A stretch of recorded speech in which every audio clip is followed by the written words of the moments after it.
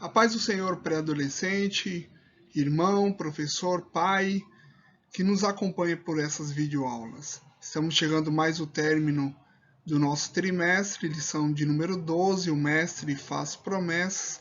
Como de costume, iremos iniciar em oração. Senhor, te louvamos, te agradecemos, ó Pai, por mais um dia, por mais uma oportunidade. Nos conceda a tua graça a fim de aprendermos mais uma porção da tua palavra. Abençoe, Senhor, a todos que estão assistindo, aqueles que não estão podendo, Senhor. Visita nesse momento. Em nome de Jesus, rendemos toda a honra, toda a glória e todo o louvor. Amém. Bem, pré-adolescente, irmão, pai, professor que nos acompanha, estamos aqui então na lição de número 12, falta a lição de número 13. Na lição passada estivemos aprendendo sobre Jesus é a videira verdadeira e hoje estaremos aprendendo sobre o mestre faz promessas. Lembrando sempre que a base do estudo trimestral se encontra no livro de João, discípulo amado. Bem, como costume, meu querido pré-adolescente, no momento de estudo nós ressaltamos algumas particularidades importantes. Então vamos lá. O Evangelho do Discípulo Amado, lição de número 12, o mestre faz promessas. É importante aqui, então, nós termos aí o computador, o tablet, o celular, acompanhar numa TV Smart ou algo semelhante. Importante ter a revista da IBD, digital ou fisicamente. Importante ter também a Bíblia Sagrada, meus queridos. É bom termos a Bíblia em todos os instantes, em momentos de estudo e de consulta para a nossa vida diária. É o nosso manual de fé e prática. E aí aqui do lado eu coloquei que nessa lição nós aprenderemos sobre a promessa do Espírito Santo, a promessa do retorno, ou seja, da vinda do Senhor, e o tópico de número 3, a declaração de vitória. Vamos lá, meus queridos pré-adolescentes, irmãos, pais, professores que nos acompanham. Lição de número 12, o mestre fez promessas. O texto principal se encontra no capítulo de número 16 de João, do versículo 5 ao 7, do versículo 13 ao 20 e o versículo de número 33. O comentarista também traz um outro versículo aqui que eu gostaria de ler com vocês, que fica em Hebreus, capítulo de número 10, versículo de número 23. Apeguemo-nos com firmeza à esperança que professamos, pois aquele que prometeu é fiel. É bom ressaltarmos, meu querido pré-adolescente, é bom então ressaltarmos que quando nós prometemos, algumas vezes o homem falha, inclusive nós falhamos em nossas promessas e normalmente em festa de final de ano nós fazemos algumas promessas. Normalmente os homens fazem promessas na virada do ano e começa bem o próximo ano cumprindo a sua promessa, mas lá para o meio do ano já começa a desfalecer, isso se não acontecer antes. E algumas vezes se descumpre realmente essa promessa. Fazemos promessas para os nossos pais, para os nossos amigos, e muitas vezes falhamos. Estamos aqui falando, porém, de Jesus, de Deus, que não falha em suas promessas. Precisamos crer e ter essa esperança, e é isso que o texto em Hebreus nos provoca. Provoca a termos firmeza nessa esperança que nós anunciamos que Ele é fiel para cumprir. Então, nessa introdução, nós falamos que Cristo vive e que Ele um dia voltará. Ele voltará para buscar a sua igreja. Então nós temos esperança que ele vai voltar. Afinal, ele é fiel e não é homem para que minta. Então Jesus ele sabia que nessa conversa de João capítulo 16, que o seu tempo aqui na terra estava se findando. Então ele precisava seguir com o projeto de salvação e de vida eterna. Dentro de pouco tempo ele seria preso no jardim do Getsêmani. Então ele dedicou esses últimos minutos e instantes junto com seus discípulos para instruí-los quanto aos eventos que iriam por vir, queriam se seguir, queriam acontecer. E ele aqui nesse texto ele faz duas importantes promessas que nós estaremos discutindo nos próximos slides. Então vamos ao texto principal da nossa lição, que diz assim: acompanhe comigo. Agora que vou para aquele que me enviou, nenhum de vocês me pergunta. Jesus falando aos seus discípulos: para onde vais? Por que farei essas coisas? O coração de vocês encheu-se de tristeza. Mas eu lhes afirmo que é para o bem de vocês que eu vou. Se eu não for, o conselheiro não virá para vocês, mas se eu for, eu o enviarei. Mas quando o Espírito de verdade vier, ele os guiará a toda a verdade, não falará de si mesmo. Falará apenas o que ouvi e lhe anunciará o que está por vir. Ele glorificará porque perceberá do que é meu e tornará conhecido a vocês. Tudo o que pertence ao Pai é meu. Por isso eu disse que o Espírito receberá do que é meu e tornará conhecido a vocês. Mais um pouco e já não me verão, um pouco mais e me verão de novo. Alguns dos seus discípulos disseram uns aos outros: o que ele quer dizer com isso? Mais um pouco e não me verão, e um pouco mais e me verão de novo. E por que vou para o Pai? E perguntavam: que quer dizer um pouco mais? Não entendemos o que ele está dizendo. Jesus percebeu que desejavam interrogá-lo a respeito disso, pelo que lhes disse: vocês estão perguntando uns aos outros o que eu quis dizer quando falei? Mais um pouco e não me verão, um pouco mais e me verão de novo. Digo-lhes que certamente vocês chorarão e se lamentarão, mas o mundo se alegrará. Vocês se entristecerão, mas a tristeza de vocês se transformará em alegria. Eu lhes disse essas coisas para que em mim vocês tenham paz. Nesse mundo vocês terão aflições. Contudo, tenham bom ânimo. Eu venci o mundo, disse Jesus. Tópico de número 1, meu querido pré-adolescente, a promessa do Espírito Santo. Lição de número 12, o mestre fez promessas. Então, o Espírito Santo, meu querido pré-adolescente, irmão, pai, professor, amigo que nos acompanha, ele não é força, não é energia, ele não tem forma, não tem corpo. Ele é chamado, porém, na Bíblia como Consolador, Auxiliador, Espírito da vida. O Espírito Santo é Deus. O Espírito Santo é uma pessoa. Ele tem conhecimento e vontade, como está aí no texto, 1 Coríntios 12, 11. Ele possui sentimentos. Efésios capítulo 4, versículo 30. Não entristeçais o Espírito Santo de Deus, com o qual vocês foram selados para o dia da redenção. Ele pensa, é aquele que sonda os corações, conhece a intenção do Espírito, porque o Espírito intercede por nós, pelos santos, de acordo com a vontade de Deus. Ele foi enviado pelo Pai, João capítulo 14, verso 16 ao 18. Antes de Jesus, os profetas falaram a respeito da descida do Espírito Santo. Em Joel capítulo 2 é um desses exemplos. Jesus aqui, então, ele estava confirmando aos seus discípulos e a todos nós que ele estaria cumprindo uma promessa, enviando o Espírito Santo para nos consolar e nos auxiliar nessa jornada. Isso se cumpriu no Pentecoste, ou seja, na festa de Pentecoste, como conhecemos ali em Atos capítulo 2. A partir daquele instante, então, o Espírito Santo, nosso auxiliador, nosso ajudador, ele começou a agir na vida daqueles crentes e até hoje está atuando em nosso meio. Glória a Deus. Ali, então, houve o batismo no Espírito Santo, o falar em novas línguas. Tá certo que a lição de hoje não é sobre batismo no Espírito Santo, mas nós estaremos passando aqui bem rapidamente.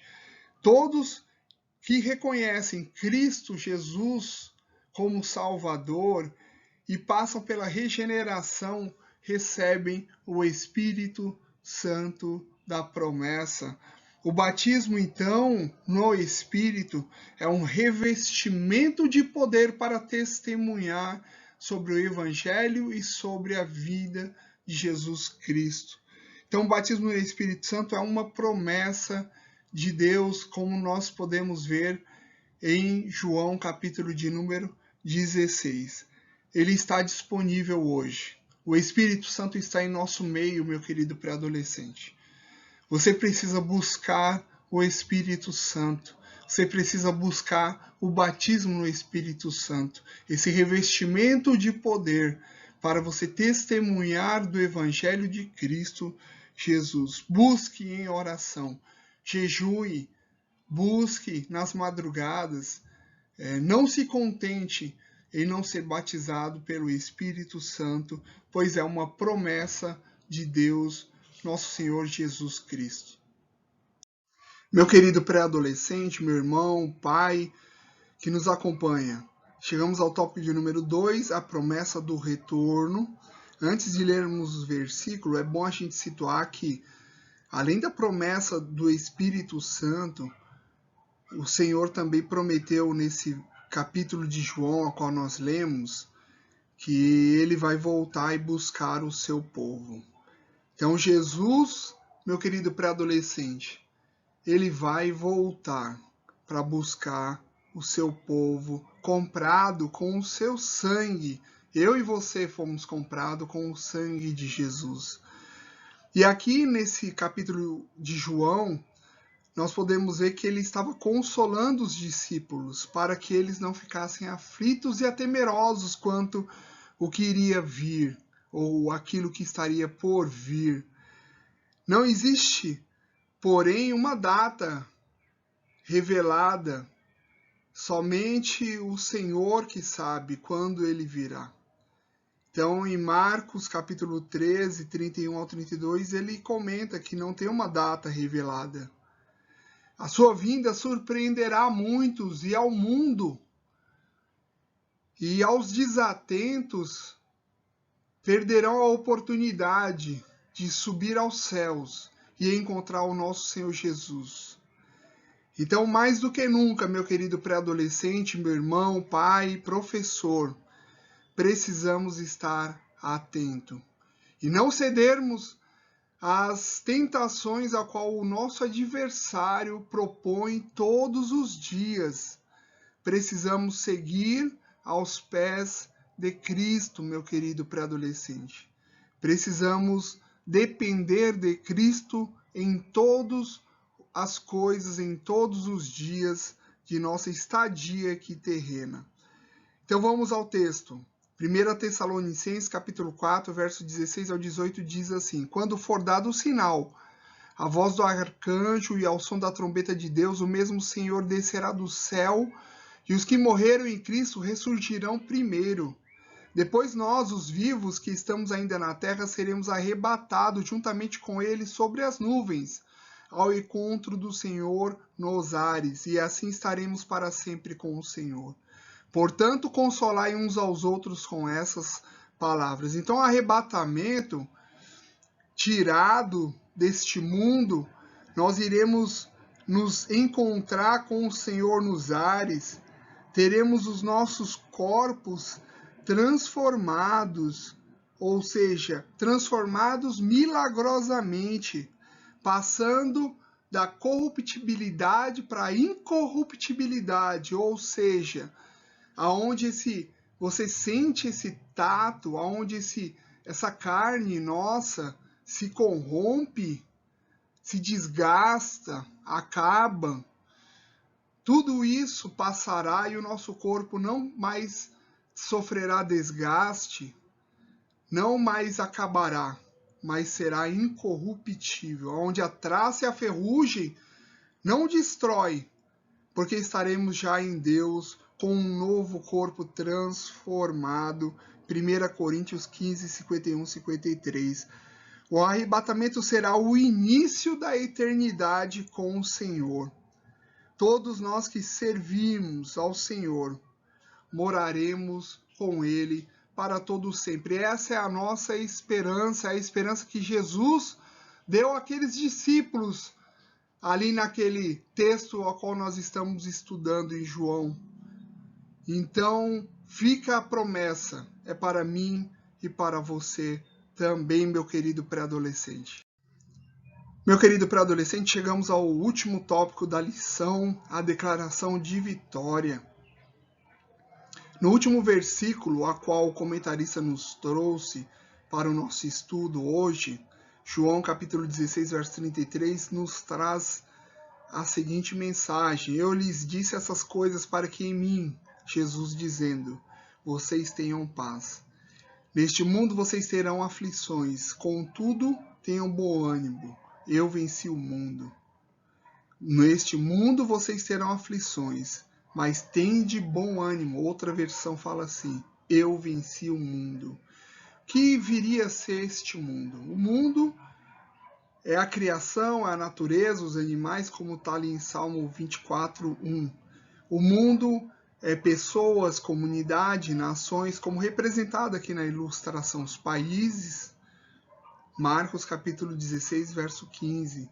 O mundo também é o sistema mundano, corrupção, corruptos, e é contra os princípios de Deus, do nosso Senhor Jesus. 1 João capítulo 2, verso 15 e 16. Então haverá livramento para todos nós, pré-adolescentes, que estivermos escondidos em Deus. Precisamos, através dessa declaração de vitória, para obtê-la, estar escondido em Deus, escondido em Jesus Cristo. Depois dele ter falado essas palavras aos discípulos, preste atenção, os discípulos vieram sofrer cada vez mais perseguições, cada vez mais sofrer com perda de filhos e filhos perdendo o pai.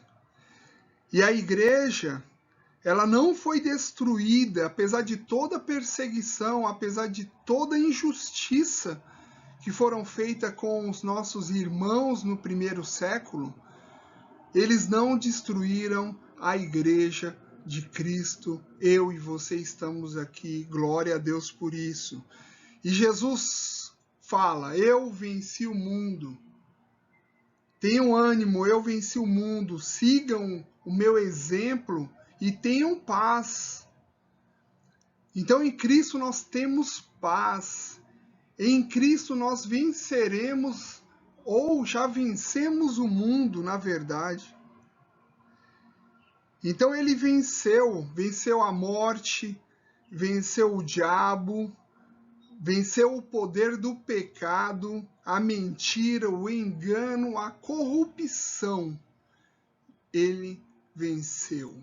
Jesus venceu. Através da nossa fé, então, meu querido pré-adolescente, em Cristo Jesus, e a fé é aquilo que nós esperamos, mas não enxergamos, nós conseguiremos vencer o mundo. Vou repetir, através da nossa fé em Cristo Jesus, essa esperança em Cristo Jesus, nós teremos vitória sobre este mesmo mundo, este mesmo sistema mundano, injusto muitas vezes, mas com Cristo nós venceremos também. Então essa é a mensagem, guarde essa mensagem no seu coração. E que Deus possa continuar te abençoando aonde você estiver. Aonde você colocar as suas mãos, seja bênção. Deus abençoe sua casa, sua família, os seus negócios. Deus abençoe os seus projetos, seus planos. Mas nunca esqueça de colocar Jesus em primeiro plano e assim vença o mundo. Que Deus em Cristo vos abençoe. Evangelista Leison, um grande abraço, uma boa aula. Fiquem todos na paz. Um ótimo domingo na presença do Senhor.